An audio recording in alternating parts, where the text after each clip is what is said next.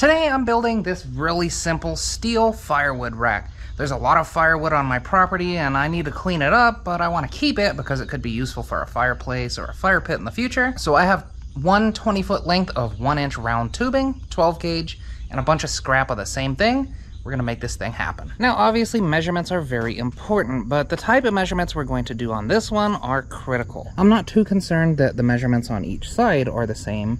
I'm more concerned about the middle, because we want the middle to be the same length, and if these are uneven, I can simply cut them off even at the top. So I'm going to measure 42 inches from the end of each side here, and then I'm not going to measure the same from that side. Instead, I'm going to measure another 3 feet from that 42-inch mark this way. So now we can see that this mark is exactly 42, but the second tube is 42 1/8.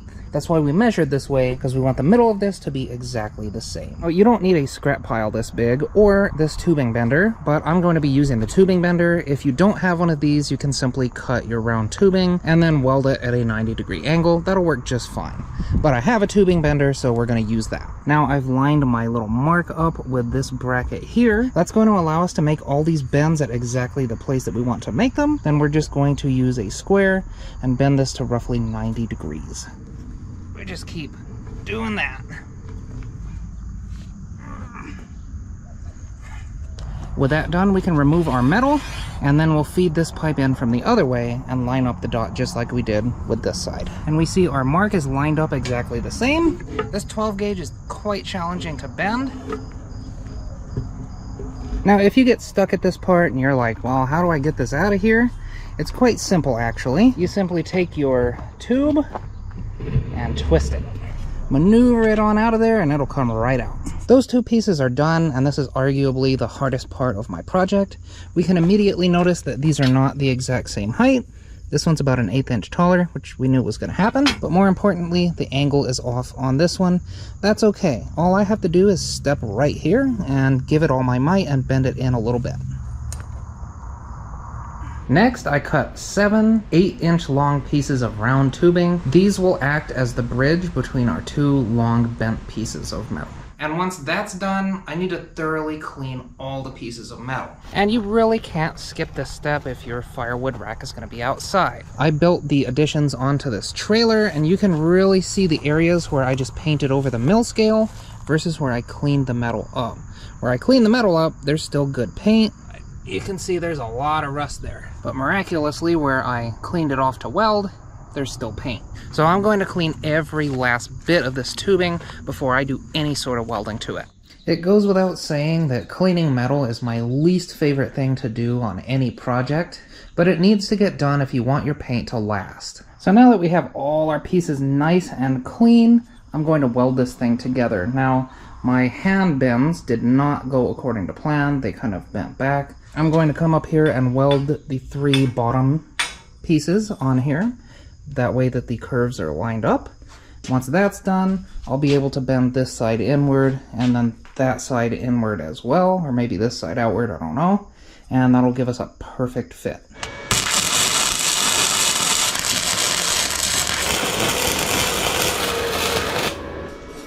Oh, that's heavy.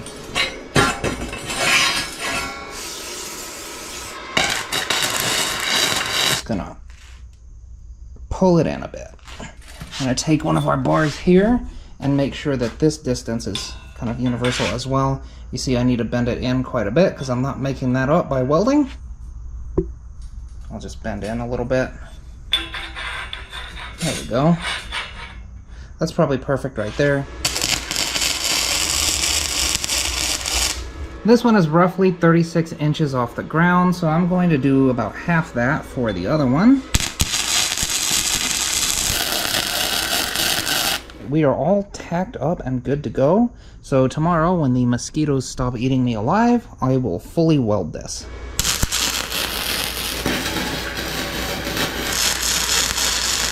Now I'm just going to clean my welds, and I want to add 2 feet on the bottom here made of 1x2 that will hopefully disperse the load a little bit better, and it'll also prevent it from tipping over.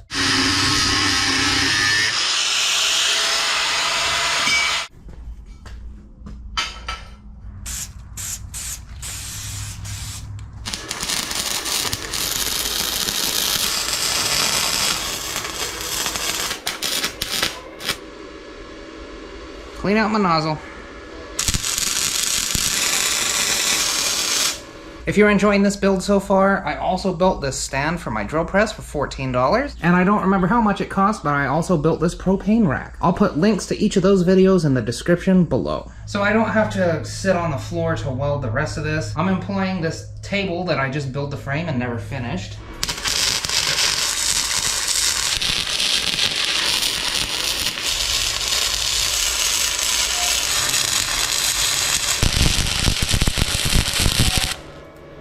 That anti-spatter really does work. Like, I'm using barely any pressure, and all that spatter just kind of rolls right off.